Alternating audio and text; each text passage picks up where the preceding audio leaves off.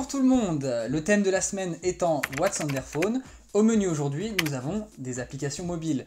Je vous ai préparé ici un petit cocktail d'applications bien efficaces, que ce soit pour la photo, la vidéo, le graphisme ou bien la gestion de projet. Bref, vous aurez compris, un petit kit bien pratique. Je vous propose qu'on s'y mette tout de suite. C'est parti. Alors, ça paraît évident pour certains, mais sachez que Discord est encore une application inconnue au bataillon pour de nombreux étudiants et travailleurs. Ce service, disponible sur PC et sur mobile, permet de communiquer par chat ou vocal, c'est plutôt simple. On peut créer et rejoindre des salons contenant des canaux écrits ou vocaux. Pour survoler les fonctionnalités de base, on peut envoyer des fichiers photos, vidéos, partager des liens, faire des appels en visio, muter les micros, etc. Vous voyez le genre.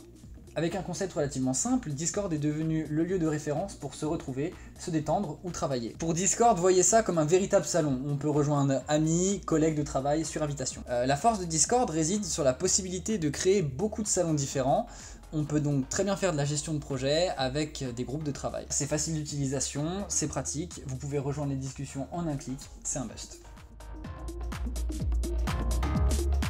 Toujours dans la veine canaux de discussion et gestion de projet, j'aimerais vous présenter Trello. En matière de gestion de projet, Asana et Slack sont également populaires et partagent des fonctionnalités, mais on va se concentrer sur celle-ci. Voyez Trello comme un tableau dans une salle de réunion où on peut y référencer les projets sur lesquels on travaille et indiquer les deadlines. Niveau organisation, c'est le top, surtout au niveau du planning, ça permet d'avoir une bonne vision du temps imparti pour réaliser les projets. Sur Trello, tu peux créer des tâches qui s'affichent comme des post-it et assigner les personnes qui vont travailler dessus. Grâce à cette appli, tu peux savoir si une tâche est finie, en cours ou si on est en retard. Trello, ça te permet vraiment d'avoir une vision globale de l'avancement des projets, surtout pour les chefs de projet qui ont énormément de missions à superviser.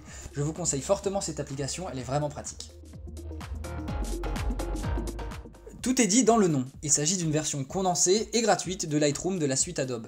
Cette appli excelle dans la retouche photo, tout en gardant une simplicité qui la rend accessible à tous.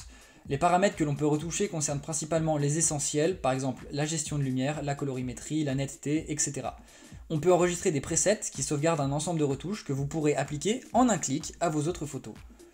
En plus de ces fonctionnalités de retouche, l'application vous propose de découvrir les photos d'une communauté active pour vous inspirer, mais aussi des tutoriels. Les apprentis photographes auront donc le plaisir d'apprendre des fondamentaux comme les courbes RVB ou comment améliorer un portrait. Lightroom mobile, ça permet d'avoir un rendu professionnel directement sur le smartphone.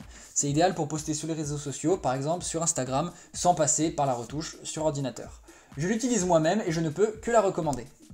Si vous ne connaissez pas Pinterest, il s'agit d'un outil de publication et partage de création graphique, vidéo, de photographie, de typographie, bref, de ressources visuelles. Le principe de Pinterest est simple. En naviguant à travers les publications, vous pouvez épingler ce que vous aimez à une catégorie que vous avez créée, vous permettant de créer des dossiers d'images à votre goût. Le concept est simple et très efficace. Je recommande très fortement Pinterest parce que c'est une véritable mine d'or d'inspiration. Lorsque vous réalisez une infographie, cherchez une typographie en particulier, ou toutes sortes d'idées pour une création, c'est là qu'il faut aller. De plus, après avoir suffisamment navigué sur l'application et enregistré quelques épingles, votre page d'accueil, votre fil d'actualité sera un condensé de tout ce que vous aimez. Il vous suffira de lancer l'appli et un flot d'idées vous viendront à l'esprit. J'utilise personnellement cette application et je peux vous assurer que c'est là que je me tourne quand je suis en panne d'inspiration. La dernière appli concerne les petits débrouillards en vidéo. Screen Flashlight est une appli au concept très simple. Elle vous propose un ensemble de couleurs à afficher sur votre écran. Lumière blanche, spectre de couleurs, mode stroboscope. Elle peut aussi bien servir de lampe torche que de guirlande de Noël. Pour le mode stroboscope, vous pouvez jouer avec la fréquence de clignotement à votre guise. Alors si je vous parle de cette appli, c'est parce qu'elle est bien pratique en tournage. Elle peut servir de lumière d'appoint pour éclairer un sujet, ou pour n'importe quel autre usage de la lumière en tournage. Vous n'avez pas de lumière colorée? Alors c'est très simple, lancez l'appli et choisissez un beau violet bien lumineux. Vous l'aurez compris, on peut aussi utiliser cette appli en photographie, par exemple en light painting où on peut avoir des rendus sympas. Une foule d'autres applications existent qui proposent exactement les mêmes fonctionnalités, sous plein de noms différents. Mais voilà, je vous parle de celle-là parce que je l'ai installée sur mon téléphone et je ne peux que vous la conseiller. Bon, j'espère que ça vous a été utile. Maintenant que vous avez ces outils en main, c'est à vous de jouer. Moi, je retourne sur Pinterest.